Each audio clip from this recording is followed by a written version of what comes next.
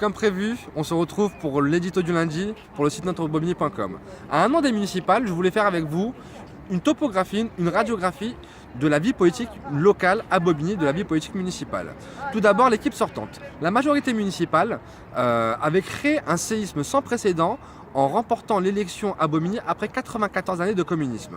5 ans après, on peut se rendre compte que le bilan et que les actions et que les promesses ont été loin d'être tenues. Et c'est le moins qu'on puisse dire.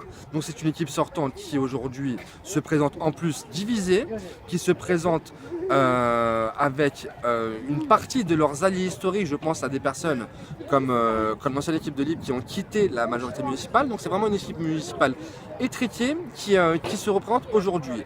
Mais cependant, il faut bien se rendre compte que lors d'une élection municipale, la majorité sortante bénéficie d'un certain nombre de leviers qu'elle peut actionner. Tout simplement sur le personnel, sur les demandes de logement, sur les demandes en crèche, sur tout ce qui fait le quotidien des habitants. Donc c'est un levier sur lequel la municipalité appuiera. Et lorsque l'on se rend compte de la gestion telle qu'elle a été faite, le clientélisme a été en partie explicatif de la victoire et de la gestion à Bobigny. C'est un levier qui sera sûrement en cours dans les prochaines élections municipales en 2020. Donc, ceux qui pensent que l'élection est déjà jouée, que l'équipe municipale sortante sortira, c'est bien lapsus, que l'équipe municipale sortira au soir de l'élection municipale de 2020, je pense qu'ils vendent un peu la peau de l'ours avant de l'avoir tué. Il y a une élection municipale, il y aura une campagne municipale qui s'annonce âpre d'ores et déjà. Et quoi qu'il en soit, en tout état de cause, on ne peut pas, en l'heure actuelle, dire que l'équipe municipale perdra l'élection sur Bobigny. Donc ça, c'est pour l'équipe sortante. Une des variables, une des explications qui pourrait faire pencher la décision, c'est la nouvelle équipe En Marche. Aujourd'hui, on a un acteur majeur sur la scène politique nationale avec l'étiquette En Marche qui a raflé la présidence, qui est aujourd'hui maître de l'Assemblée nationale avec une majorité à l'Assemblée nationale. Sur le terrain politique local, on ne sait pas, on ne peut pas mesurer à l'heure actuelle quel sera le chiffre et quelle sera l'audience, car c'est une première pour l'équipe En Marche. C'est une première déjà mesurée, et on ne sait pas aussi aujourd'hui à l'heure actuelle quelle sera l'alliance choisie par En Marche, car de cette décision-là dépendra, à mon avis, je pense pour beaucoup, le sort de la municipale. Sachant qu'En Marche peut potentiellement avoir une alliance avec l'UDI, ce que je n'espère pas à titre personnel, et peut aussi pencher à gauche, sachant qu'En Marche est né d'une fusion de gauche, dans un département de gauche, il peut apparaître logique pour certains, dont je suis, qu'En Marche clive à gauche pour chercher une alliance locale à gauche. La gauche, parlons-en. La gauche apparaît comme divisée aujourd'hui. La gauche, qui est-elle? On ne peut pas le savoir. Ça veut dire qu'aujourd'hui, le PS, la France Insoumise, Génération, Europe Écologie Les Verts ne sont pas identifiables sur la ville. Il y a un trop-plein qui aujourd'hui apparaît même comme un vide en fait au final, car les personnes ne sont pas loguées. On pense à Fouad Benhamed, on sait qu'il est central au niveau du PS, on sait que les alliances sont autour de lui, mais on ne sait pas quelle est sa position à l'heure actuelle à une année municipale. Il faudrait peut-être clarifier un petit peu les choses.